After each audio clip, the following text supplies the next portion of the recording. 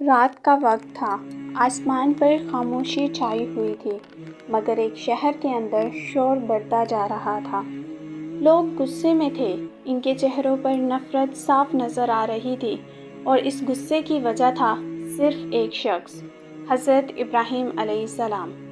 حضرت ابراہیم علیہ السلام ہمیشہ لوگوں کو ایک اللہ کی عبادت کی دعوت دیتے تھے۔ وہ کہتے تھے، یہ پتھر کے بت نہ تو سن سکتے ہیں نہ بول سکتے ہیں، پھر تم ان کے سامنے کیوں جھکتے ہو؟ لیکن قوم اپنی ضد میں اندھی ہو چکی تھی۔ لوگ اپنے آباء و اجداد کے طریقوں کو چھوڑنے کے لیے تیار نہیں تھے۔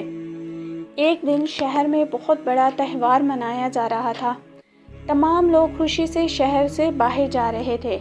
انہوں نے حضرت ابراہیم علیہ السلام سے بھی ساتھ چلنے کو کہا، لیکن انہوں نے نرمی سے انکار کر دیا۔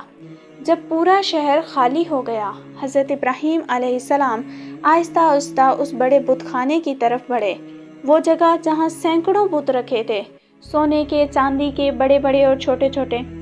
حضرت ابراہیم علیہ السلام نے ان بتوں کو غور سے دیکھا، پھر فرمایا، تم لوگوں کے خدا ہو، نہ خود کھا سکتے ہو نہ کسی کو فائدہ دے سکتے ہو۔ یہ کہہ کر انہوں نے کلہاڑا اٹھایا اور ایک ایک کر کے تمام بت توڑ ڈالے۔ صرف ایک سب سے بڑا بت باقی چھوڑ دیا اور کلہاڑا اس کے کندھے پر رکھ دیا۔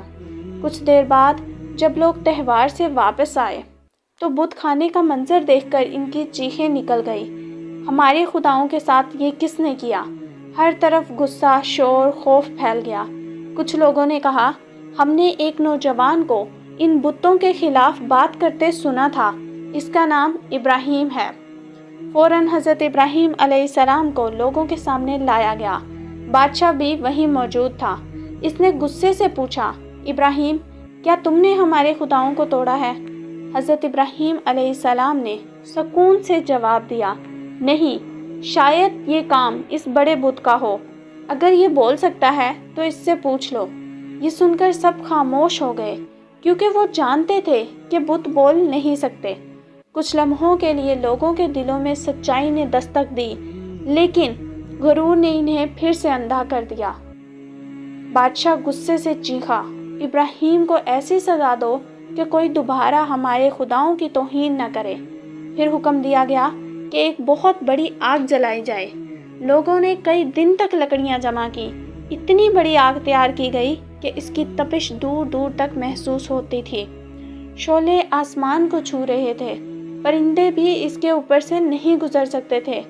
پھر لوگوں نے حضرت ابراہیم علیہ السلام کو رسیوں سے باندھا اور ایک بڑی منجنیق کے ذریعے آگ میں پھینکنے کی تیاری کی۔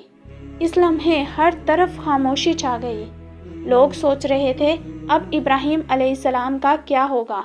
لیکن حضرت ابراہیم علیہ السلام کے چہرے پر خوف نہیں تھا، ان کا دل صرف اللہ پر بھروسے سے بھرا ہوا تھا۔ روایت میں آتا ہے کہ فرشتوں نے مدد کی پیشکش کی، لیکن حضرت ابراہیم علیہ السلام نے فرمایا، مجھے میرا اللہ کافی ہے۔ اور پھر وہ لمحہ آ گیا، منجنیق چلائی گئی اور حضرت ابراہیم علیہ السلام کو آگ کی طرف بڑھایا گیا۔ لوگ خوش ہو رہے تھے، انہیں یقین تھا کہ اب ابراہیم علیہ السلام جل جائیں گے، لیکن پھر وہ ہوا جس نے پوری دنیا کو حیران کر دیا۔ اللہ تعالیٰ نے آگ کو حکم دیا، جس کا ترجمہ ہے، اے آگ، ابراہیم علیہ السلام پر ٹھنڈی اور سلامتی والی بن جا۔ اچانک وہ خوفناک آگ ٹھنڈی ہو گئی۔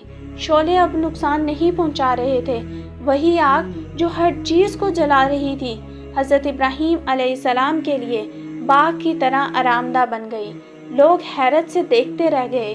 کچھ دیر بعد حضرت ابراہیم علیہ السلام آگ سے باہر آئے، بالکل محفوظ، نہ کپڑے جلے نہ جسم کو نقصان پہنچا۔ یہ منظر دیکھ کر لوگ دنگ رہ گئے۔ انہوں نے اپنی آنکھوں سے اللہ کی قدرت دیکھ لی تھی، لیکن افسوس، بہت سے لوگ پھر بھی ایمان نہ لائے۔ یہ واقعہ ہمیں کیا سکھاتا ہے؟ یہ کہ اگر انسان سچائی پر قائم رہے اور اللہ پر مکمل بھروسہ کرے تو اللہ ناممکن کو بھی ممکن بنا دیتا ہے۔ دنیا کی سب سے بڑی آگ بھی اللہ کے حکم کے سامنے بے بس ہو جاتی ہے۔ اور یاد رکھو، جب پوری دنیا تمہارے خلاف ہو جائے تب بھی اگر اللہ تمہارے ساتھ ہو تو کوئی تمہیں نقصان نہیں پہنچا سکتا۔ اگر آپ بھی حضرت ابراہیم علیہ السلام کے ایمان اور صبر سے متاثر ہوئے ہیں تو اس ویڈیو کو لائک کریں، میرے چینل کو سبسکرائب کریں اور زیادہ سے زیادہ شیئر کریں تاکہ یہ ویڈیو میرے اور آپ کے لیے صدقہ جاریہ بن سکے۔ شکریہ، اللہ حافظ، ملتے ہیں اگلی ویڈیو میں، تب تک کے لیے اللہ حافظ، اپنا خیال رکھیے گا، دعاؤں میں یاد رکھیے گا۔